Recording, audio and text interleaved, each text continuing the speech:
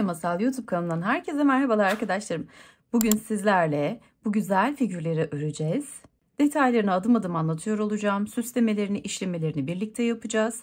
Daha önce keseleri yapım videosunu kanalımda yayınladım. Onu buraya da ekliyor olacağım. Açıklamalar kısmından da ulaşabilirsiniz. Şimdi bu keselerimiz için hangi amaçla kullanacağıma dair bilgilendirmemi yapıyor olacağım. Keselerimizi boş olarak da, yani herhangi bir motif kullanmadan da bu şekilde gayet güzel, sade ve şık olarak tercih edebilirsiniz. Aynı zamanda bu keseler üzerinde motiflerimizi ekleyerek de çok şık keseler elde edebileceksiniz. Videomda iki ayrı motif göstereceğim. Hem çam ağacı öreceğiz hem de geyik motifini öreceğiz. Dilerseniz bunları süslemelerde de kullanabilirsiniz. Birbirlerine bir zincir yardımı ya da bir kordon, halat, herhangi bir ip türevi ile birleştirip asabileceğiniz çok güzel süsler yapabilir. Çift olarak örüp daha da kalınlaştırıp tok halde anahtarlık olarak da tercih edebilirsiniz. Bu halleriyle de tercih edilebilir pek tabi. Çok az miktarda ip kullanacağız. Çam ağacı için ben yeşil ve şu şekilde gold pırıltılı ipler tercih ettim. Geyik için de 4 renk az miktarda ipimiz var. 5 milim göz kullanıyor olacağız. Ve isterseniz dikişle de birbirlerine sabitleyebilirsiniz. Ben sıcak silikon yardımıyla parçaları birbirlerine birleştirmeyi tercih edeceğim videomda. Yapım aşamalarına geçmeden önce kanalıma henüz abone değilseniz ücretsiz abone olabileceğinizi hatırlatmak isterim. Katıl butonundan da üye olarak kanal ayrıcalıklarından faydalanabilirsiniz. Hazırsanız o halde hadi gelin örmeye başlayalım. Çam ağacı ile başlayalım. Öncelikle sihirli halka yapıyorum. Şöyle orta parmağımı ipimi doladım. Çaprazı gördüm. İpimi alıyorum. Şöyle bir kilitliyorum. Şimdi bu halkanın içerisine bir sık iğne yapıyoruz. 2, 3 tane sık iğne çalışıyorum. Şöyle halkamı çekiyorum, kapatıyorum. Ama halkanın içerisinden devam etmiyorum. Döne döne öreceğiz şimdi. Bir tane zincir çekiyorum. Elimdeki parçayı tutup çeviriyorum. Ve arka ilmeğinden alarak öreceğiz. Bakın şimdi ön ilmeği, arka ilmeği. Şurada 2 tane ilmeğimiz var. İlk kez yeni başlayanlar için göstermiş olayım. 2 tane ilmek var. Bize bakan tarafından değil, arkada kalan tarafından alarak öreceğiz. Bakın tek kanadından tığımın kancasını ilerlettim, ipimi aldım ve bir tane sık iğne yapıyorum. Bir sonrakine yanındakinden aynı işlemi yapıyorum. Arka ilmekten alıyorum ve sık iğne yapıyorum. Şimdi 3 tane ilmek yapmıştık biz. 3 tane sık iğne yapmıştık. Birincisinde bir tane çalıştık. Ortada ikincisinde aynı yere 3 tane sık iğne çalışıyorum. 3 tane ördüm. Bir sonrakine de yine arka ilmeğinden alıyorum ve bir tane sık iğne çalışıyorum. İkinci sırayı da bu şekilde tamamladık. Şimdi bir zincir çekiyorum. Çeviriyorum. Bakın ilk sihirli halkanın içerisinde 3 sık iğne yaptık. Üst tarafta bir tane ördük. Aynı yere 3 tane çalıştık. Bir tane ördük. Şimdi bu sırada yine ilmeğin arka ilmeklerinden alarak öreceğiz. Arttırma yapmıyoruz. Biraz önceki yaptığımız işlem arttırma işlemiydi. Her birine bir tane. Yanındakine ikinci, bir sonrakine üçüncü, bir sonrakine dördüncü, bir sonrakine beşinci. Yani halkanın içerisine yaptığımız 3 sık iğneyi biz 5'e çıkardık ve üzerine de 5 tane sık iğne ördük. Şimdi örgümü bir zincir çekiyorum ve çeviriyorum. Yine arka ilmeklerden alarak örüyorum. Birinciyi ördüm. İkinciyi ördüm. Şimdi 5 tane var. 2 sağda 2 solda yapacağız. Ortadakini de arttıracağız. Ortadakine aynı yere 1, 2, 3 tane sık iğne çalışıyorum. Bir yanındakine bir tane, bir sonrakine bir tane sık iğne çalışıyorum. Bakın V şeklinde genişleteceğiz parçamızı. Şimdi bir zincir çekiyorum, geri dönüyorum. Bu kez hepsine birer tane yapıyorum. 1, 2, 3, 4, 5. Yine arka ilmeklerden yapıyorum. 6, 7. Bir zincir çekiyorum. Tekrar parçamı çeviriyorum. Yine arka ilmeklerden çalışacağım. Bu sırada arttıracağız. Şimdi 7 tane var. 1, 2, 3 tane örüyorum. Tam ortadakine geldim. Aynı yere 3 tane sık iğne örüyorum. 3. Şimdi geri kalan 3 ilmeğe de yine birer tane sık iğne örüyorum. 3 sağda 3 solda oldu. Ortadakinde de 3 tane sık iğnemiz var. Bakın hafif açılmaya başladı. Şimdi bunu her sırada arttırma yaparak gidersek istediğimiz görüntüyü elde edemeyiz. Şimdi her birine bir tane yine arka ilmeklerden alıyorum. 1 2 çalıştım. Arka ilmekten alıyorum. 3 4 5 6 7 8 9. Bakın 2 2 artıyor. Ve görüntümüz böyle. Şöyle yandan da göstereyim. Bir sıra daha yapalım beraber. Bir zincir çekiyorum, geri dönüyorum. Dönüşlerde zincir çekmeyi unutmuyorum. Şimdi 1 2 3 4 tane örüyorum. Ortadakine geldim. Aynı yere 1 2 3 tane örüyorum. Son 4'ü çalışıyorum. 1 2 3 ve 4.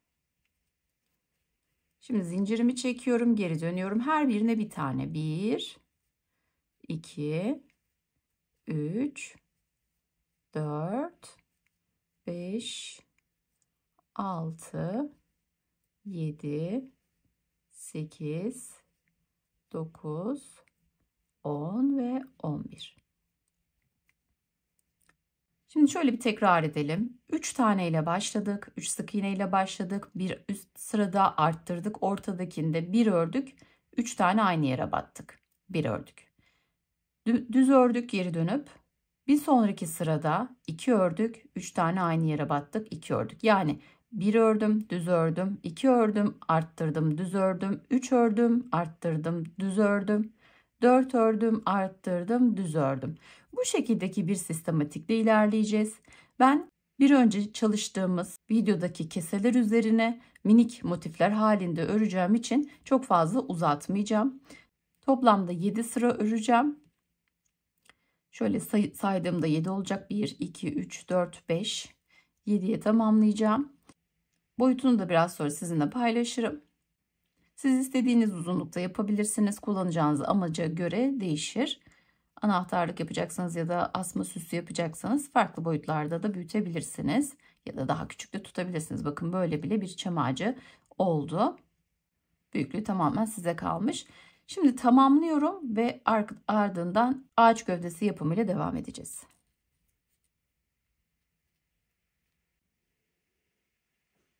Şimdi tamamladım.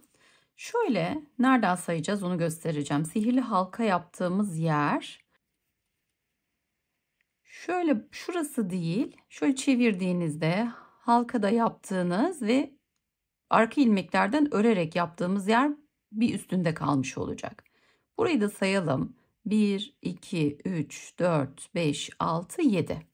Bu şekilde sayımı belirliyorum. Şöyle çekiyorum, sıkıştırıyorum. Şöyle de takip edebilirsiniz. Elimde toplamda 15 tane sık iğne var. Şu kısmını değil, bu kısmını ben ön tarafta kullanacağım. Arkadan çünkü ağacın gövdesini çıkaracağız biraz sonra. Şöyle ölçüsünü de söyleyeyim ben hemen size. 5 santim. 5 santimlik bir motif örmüş oluyoruz. Şimdi yeşil ipimi kesiyorum. Kullanmayacağım çünkü. Bunu iğne ile hemen sabitleyelim.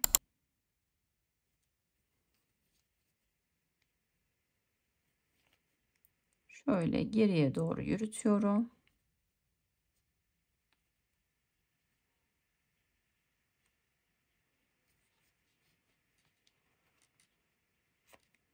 Şu ucunu da sabitleyeceğim şimdi.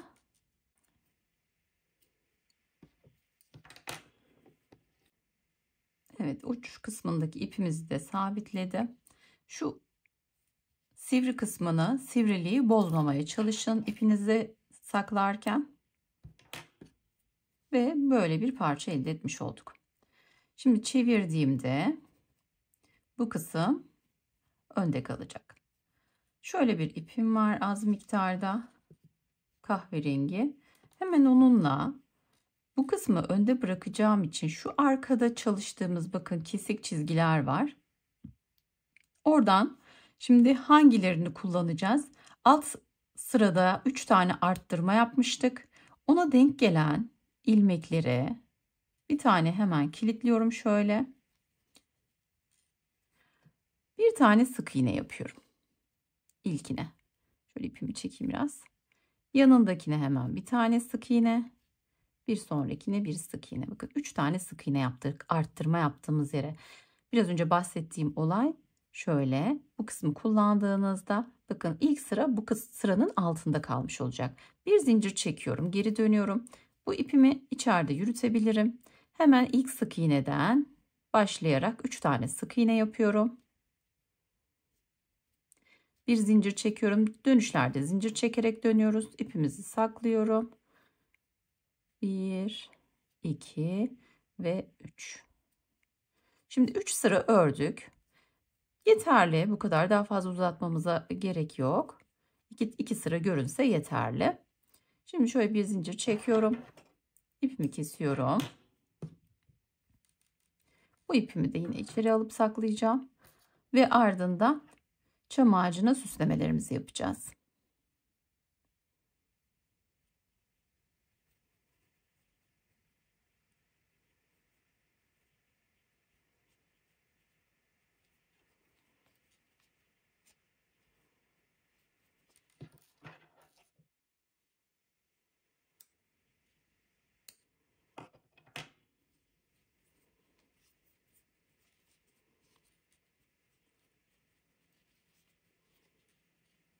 Ve tamamlamış olduk. Şöyle bir el ütüsü yapacağım.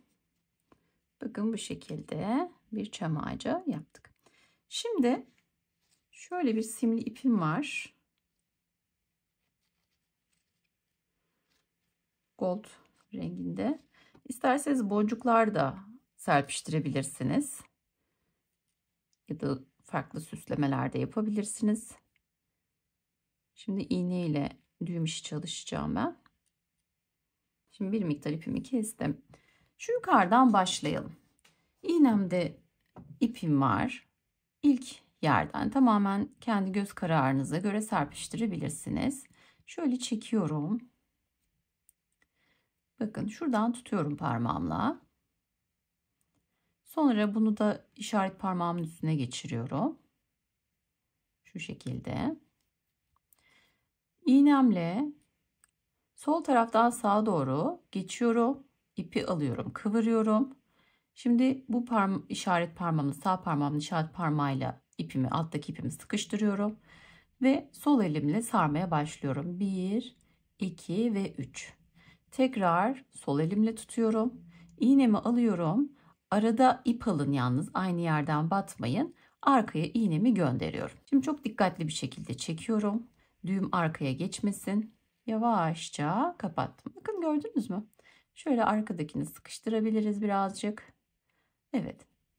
Şimdi motifi ben keseme monte edeceğim için arkada ipin görülmesi şu anda sıkıntı değil benim adıma. O yüzden ipi kesmeden devam edeceğim ben serpmelere. Ama siz mesela sağlantılı bir parça kullanacaksanız minik minik bunu yaptıktan sonra burada sabitleyin ve ipi kesin, diğerini yapın. Ya da 2 tane aynı parçadan örün, birleştirip düğüm işlerinin görünmesini istemediğiniz tarafını 2 parçanın arasında saklayabilirsiniz.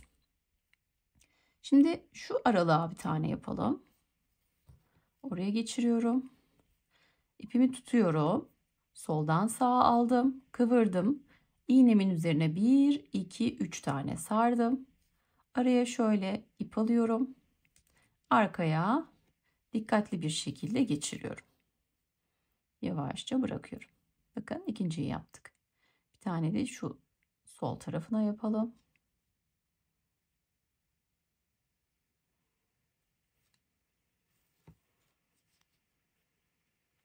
Soldan sağa geçirdim. 1, 2, 3 tane sardım.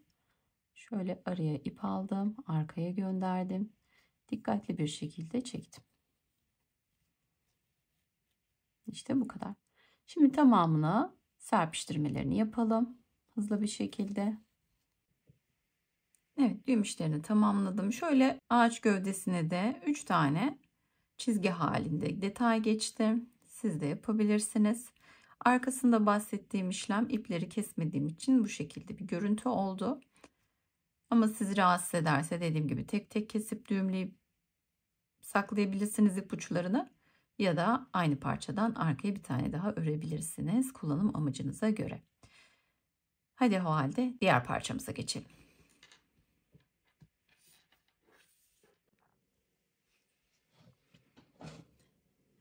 Şimdi geyik figürünü çalışacağız. Zincir çekerek öreceğiz. Şöyle bir kilitliyorum ipimi. 1, 2, 3, 4, 5, 6 zincir çekiyorum. Şimdi zincirimi şöyle yan çeviriyorum hafif. Burada oluşan kesik çizgilerden örmeye devam edeceğiz.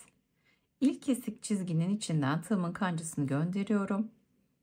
Şöyle bir tane sık iğne yapıyorum. Aynı yere çalışıyorum. İkinci ve üçüncü sık iğnemi yapıyorum.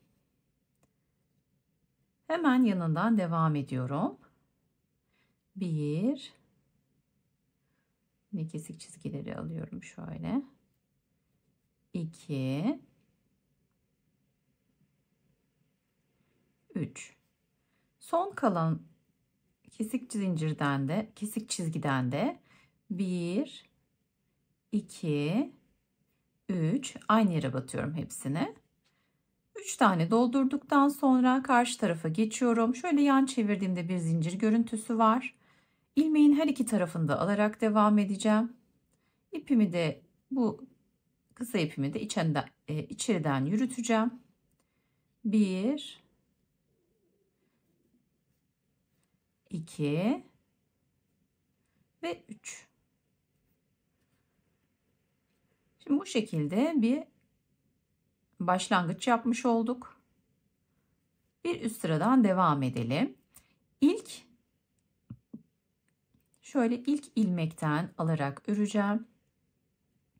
Şöyle kendime bir yer belirliyorum. Tığımdaki ilmeğimi çıkarıyorum. İlk ilmeğimi içerisinden arkadan öne doğru tığımı gönderiyorum. Tığdan çıkardığım ilmeği alıyorum ve arkaya çekiyorum. Şimdi sıra birleştirme yapıyoruz. Tığımda ilmeğim var. Aynı yerden bu kez önden arkaya doğru normal örgüme geçiyorum.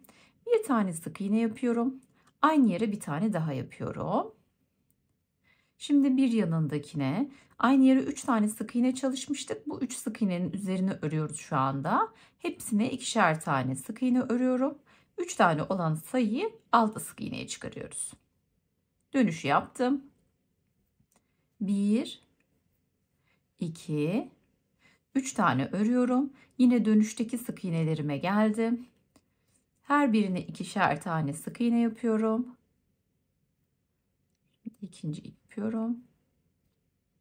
Aynı yere 2 defa. Ve üçüncü. Aynı yere 2 defa. Şimdi başa kadar ilerletiyorum. Her birine bir tane 1, 2 ve 3. Bu sıramızı da tamamlamış olduk. İkinci sıramızı da.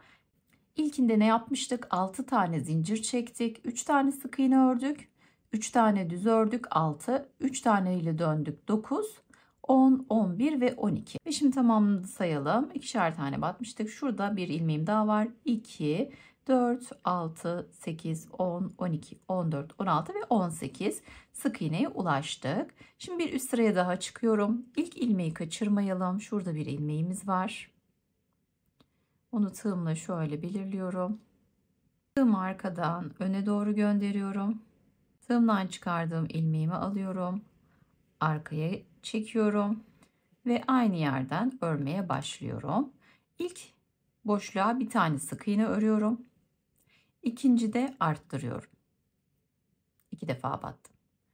Bir sonrakinde bir tane, bir sonrakinde aynı yere 2 tane. Bir ördüm, bir arttırdım, bir ördüm, bir arttırdım. Tekrar bir örüp bir arttırıyorum. Şimdi aradaki sayımız sabit. 1, 2 ve 3. Şimdi burada bir örüyorum. Bir yanındakinde bir tane arttırıyorum. Bir örüyorum. Bir yanındakinde bir tane arttırıyorum. Bir örüyorum. Bir yanındakinde bir tane arttırıyorum. 3 defa yaptım işlemi. Başa kadar örüyorum. 1, 2 ve 3 tane sık iğne. Bakın bu şekilde geçişler de çok güzel oluyor. Herhangi bir boşluk yok. Şu ilk sıradaki ilk sık iğneyi kaçırmayın. Şöyle bir yer belirliyorum. Arkadan öne doğru tığımı alıyorum. İlmeğimi arkaya geçiriyorum. Aynı yerden şimdi örerek devam edeceğim. Bir tane ördüm. Yanındakine de bir tane ördüm. 2 tane oldu toplamda. Çok gevşek oldu. Tekrar edeceğim. Bir örüyorum. İkinciyi örüyorum. Bir sonrakinde arttırıyorum. Aynı yere 2 defa batıyorum. Bir örüyorum. İkinciyi örüyorum. Bir sonrakinde bir tane arttırıyorum. Şimdi bir tane daha yapacağız. 2 ör 1 arttır işlemini 3 kez yapıyorum dönerken, yani bu sırada. Şimdi arada 3 tane ilmeğim var. 1, 2, 3. Onları örüyorum. Şimdi başta devam aynısını yapıyorum. 1, 2 örüyorum. Bir tane arttırıyorum. Bu sıramız son sıra olacak. 1, 2 örüyorum. Bir tane arttırıyorum. 1, 2 örüyorum ve sonuncu arttırmamı yapacağım şimdi. Evet. Şimdi geri kalan ilmeklere de birer tane sık iğne örüyorum ve bitirmiş oluyorum. Şimdi ipimi bu şekilde bırakıyorum. Keseceğiz ve bu parçadan bir tane daha öreceğiz. Kısa kesiyorum. Bakın tığımdakini çekiyorum. Şimdi şurada bir tane ilmek vardı. Onu atlıyorum bir sonrakine, yanındakine. Arkadan öne geliyorum. Bu ipimi arkaya çekiyorum. Bu ipin geldiği ilmekten arkadan tam ortasından çıkarıp bu şekilde alıyorum. Ve bakın pürüzsüz zincir görüntüsüyle birleştirme olmuş oldu. Örgü devam ediyor gibi görünüyor. Güzel bir kapama yöntemidir. Bu iplerimi saklayacağım. Aynısından bir parça daha öreceğiz. Ve şimdi ağız kısmındaki beyazlıkla devam edelim. Beyaz kısım için de yine aynı şekilde örüyorum. Şimdi ipimi kilitledim. 1, 2, 3, 4, 5, 6 zincir çekiyorum. Geri dönüyorum.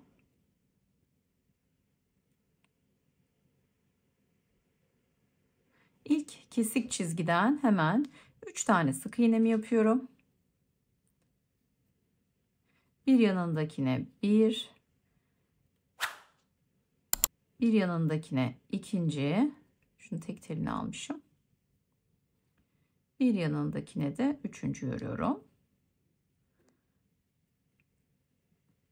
Son sık iğnenin içerisine de 1, 2, 3 tane sık iğne örüyorum.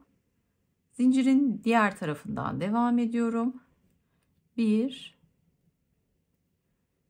2, 3 tane sık iğne örüyorum. İpimi de arada yürüttüm. Şimdi bir üst sıraya çıkacağız. İlk ilmeği kaçırmıyorum. Tığımdaki ilmeği ilk ilmeğin içinden geçiriyorum. Ve bunu 2 sıra olarak öreceğiz. Şimdi aynı yerden devam edeceğim örmeye bir üst sırada. İlk sık iğnenin içerisine 2 tane sık iğne. Bir yanındakine 2 tane sık iğne. Bir yanındakine 2 tane. Yani altta ördüğümüz 3 sık iğnenin üzerine 3 tane arttırma yaptık. 1, 2, 3. Arada 3 tane tek ördük. Şimdi dönüşteki 3 sık iğnenin üzerine yine hepsine 2'şer tane çalışıyorum.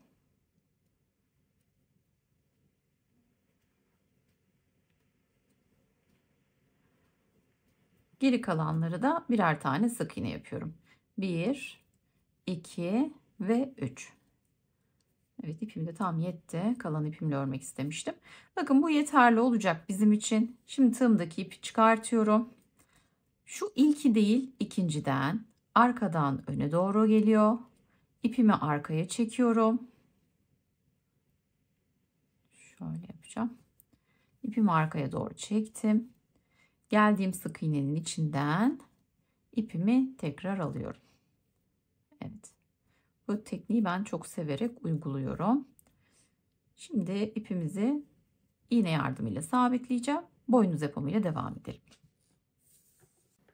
Evet, şimdi 2 parça sarı, bir parça da beyaz olmak üzere 3 parçayı tamamladım.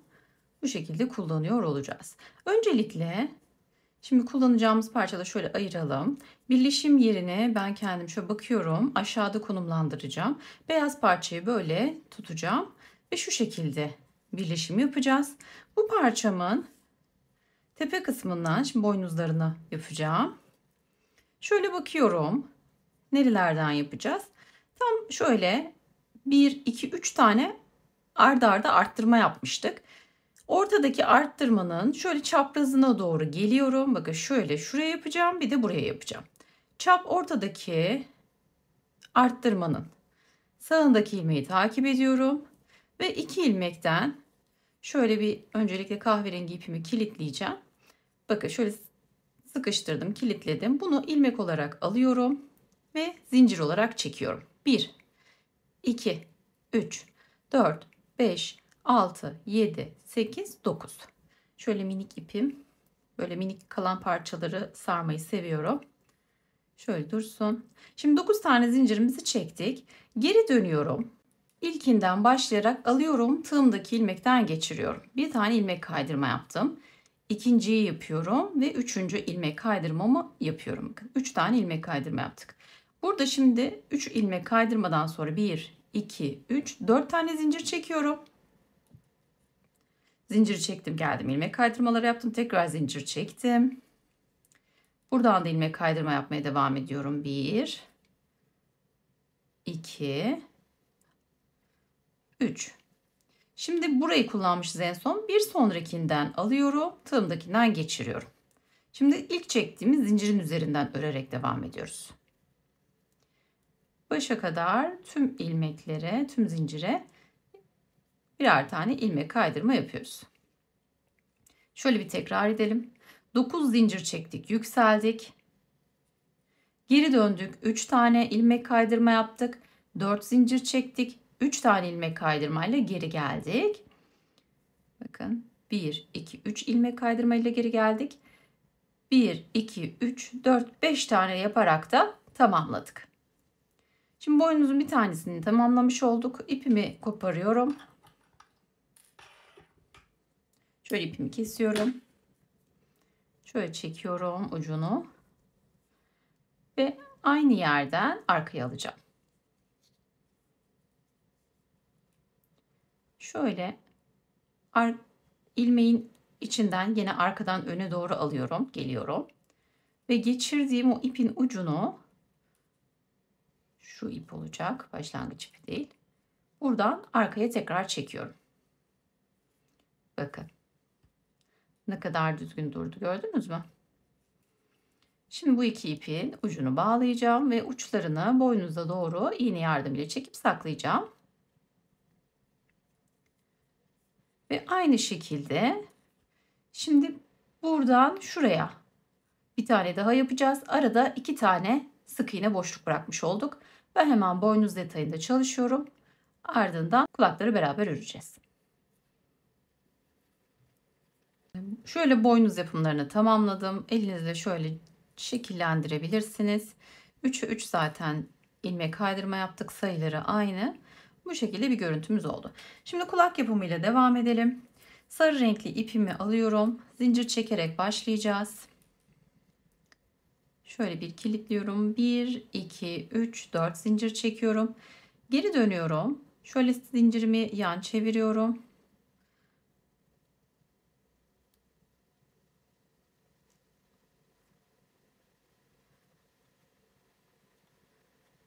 Kesik çizgiden alarak başlıyorum. Aynı yere 1, 2, 3 tane sık iğne örüyorum. Bir sonrakine bir tane sık iğne, Bir sonrakine bir tane sık iğne örüyorum. Ve parçayı çeviriyorum. Tam karşılığından örmeye devam ediyorum. Bir tane sık iğne ördüm. Şimdi döndüm geldim. Şu ördüğümüz ilk başlangıç noktasına bir tane daha örüyorum. 3 tane örmüştük başladığımızda. Oraya bir tane daha ördüm ve bu kadarlık bitiriyorum. İpimi şöyle kısa kesiyorum. Direkt ipimi çıkartıyorum. Hemen şuradaki ilmekten arkadan öne doğru geliyorum. İpimi arkaya çekiyorum. Yine pürüzsüz kapama yapacağız. Şuradaki zincirin içinden ilmeğimi alıp geçiriyorum. Ve bu şekilde bir kulak detayı çalışmış olduk. Bu kadar olacak çalışma. Şimdi şöyle iğnemi şöyle geçireceğim. İpin ucunu nasıl sakladığımı da göstermek istiyorum size. Kısa iplerde. Böyle geçirdikten sonra ipimin ucunu alıyorum. Şöyle biraz açıyorum. Sonra ileri geri hareketlerle iğneme geçiriyorum. Çekiyorum. Şöyle biraz ucuna getireceğim. Şimdi biraz önce geçirdiğim yerlerden ipimi saklıyorum. Diğerini de yapalım. Şu tarafa doğru yapalım bunu da.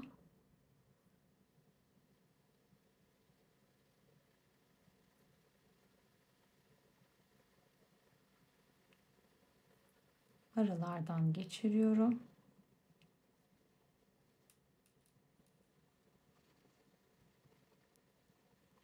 İğnemin ucunu. Sonra ipimin ucunu alıyorum. Aynı yöntemle geçiriyorum ve çekiyorum.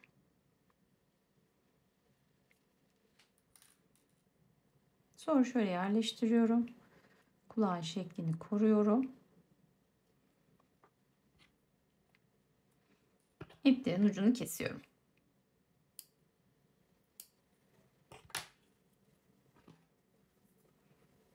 Ve bu kadar. Şimdi bundan bir tane daha örelim ve parçaların birleşimini nasıl yaptığımı görelim. Evet, şimdi parçalarımızı tamamladık. 1, 2, 3, 4, 5 tane parçamız var. Ağız detayında kullanacağım beyazı. Kafaya bu şekilde. Bakın şurası aşağıdan bitiş noktasına denk gelecek. Şöyle ortalayın. Ve bu şekilde ben sıcak silikon yardımıyla birleştireceğim. İsterseniz dikebilirsiniz. Şimdi gözlerimizin yerini belirledik. Şöyle gözleri alayım yanıma. 5 milim göz kullanacağım. Şimdi şurası bizim zincir üzerine döndüğümüz ilk sıra. Birinci, ikinci sıraya takıyorum. Diğerine de bakalım. Birinci, ikinci sıraya takıyorum. 2 ve 3 aralığına takıyorum. Şöyle bence gayet uygun. Evet, burada birleştirebiliriz. Şimdi gözleri ben bir çakmak yardımıyla yakarak birleştireceğim. Eritiyorum. Bu aşamada lütfen dikkatli olun. Örgü parçasını yakmamaya özen gösterin.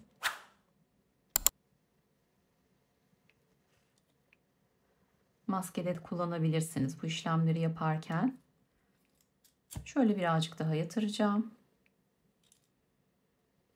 Amigurumi oyuncaklarda bu şekilde mühürleme de yapıyoruz. Biz güvenlik kilitlerini taktıktan sonra, güvenli gözlerin kilitlerini taktıktan sonra.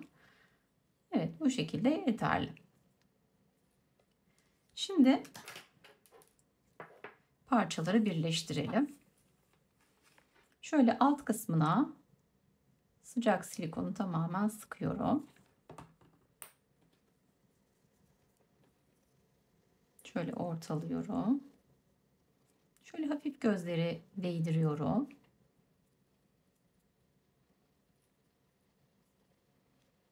Yine arkasını isterseniz keçeyle kapatabilirsiniz. Aynı parçadan bir tane daha örebilirsiniz. Tercih size ait. Herhangi bir yere yapıştırmayacaksanız. Tamam. Şimdi beyaz parçamızı da yapıştıralım.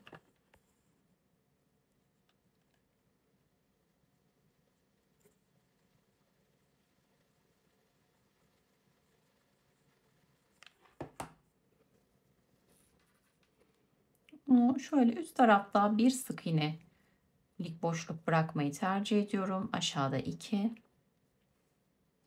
Tamamlamış olduk. Şimdi kulak detayları için çok minik dolduracağım. Ama isterseniz siz buralara dikiş de yapabilirsiniz. Şu şekilde.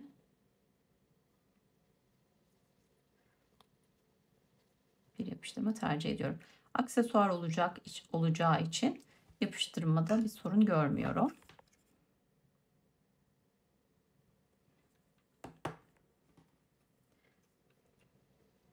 Şöyle yapıştıracağım. Evet. Şimdi bir de kırmızı küçük bir burun örelim. Hemen sihirli halka yapıyorum. Sihirli halkanın içerisine 1, 2, 3, 4, 5, 6 adet sık iğne dolduruyorum. Çekiyorum, kapatıyorum, sıkıştırıyorum. Ve bu şekilde bırakacağım. Şöyle makasımı alıyorum. İlmeği çekiyorum. Biraz önceki tekniği kullanacağım. Şöyle biraz daha sıkıştıralım. Şuradaki ilmekten alıyorum. İpimi arkaya çekiyorum. Bu son geldiğim ilmekten arkadan gelip ipi arkaya doğru çekiyorum ve bu şekilde kapatıyorum. Arkasında ipleri kısa keseceğim çünkü yapıştırma yapacağım zaten. O yüzden herhangi bir sabitleme yapmayacağım. Ve şu şekilde şuraya yapıştıracağım. Sıcak silikonumu alıyorum. Hemen buraya minnacık, biraz küçücük bir dokunduruyorum ve parçamı yapıştırıyorum.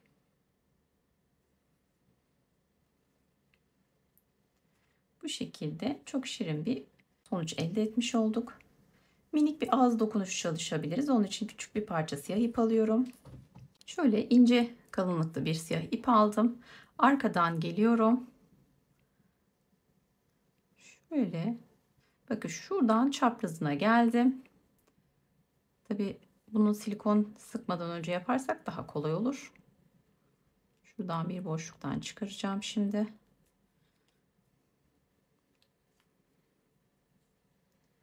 Ve şöyle tekrar ortasından bir yerden geliyorum. İpi şöyle altından alıyorum. Şöyle hafif yuvarlıyorum bakın. Aynı yerden arkaya geçiyorum. Evet. Şöyle ipimi çekiyorum, düzeltiyorum.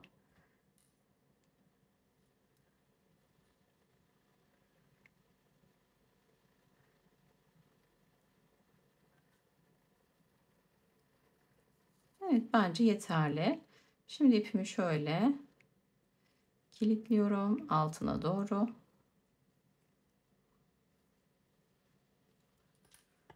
Şöyle uçlarını keseceğim.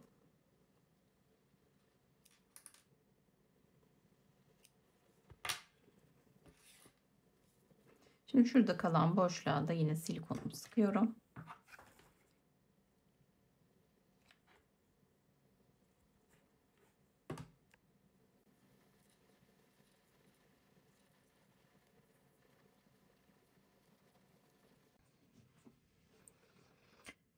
Çok sevimli bir parça elde etmiş olduk. Hadi şimdi gelin keseviler üzerinde bu figürleri görelim.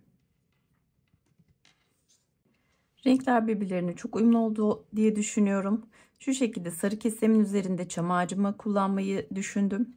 Bordo kesenin üzerinde de geyik figürünü kullanmayı düşündüm. Siz de yakıştıracağınız renklerle parçaları birleştirebilirsiniz. Bir projemizin daha sonuna geldik. Devam videosu için bir sonraki videoyu takipte kalmayı unutmayın. Henüz sayfama abone değilseniz ücretsiz abone olup ayrıcalıklardan yararlanmak için de kanalıma üye olabilirsiniz. Bir sonraki videoda görüşmek üzere. Hoşça kalın.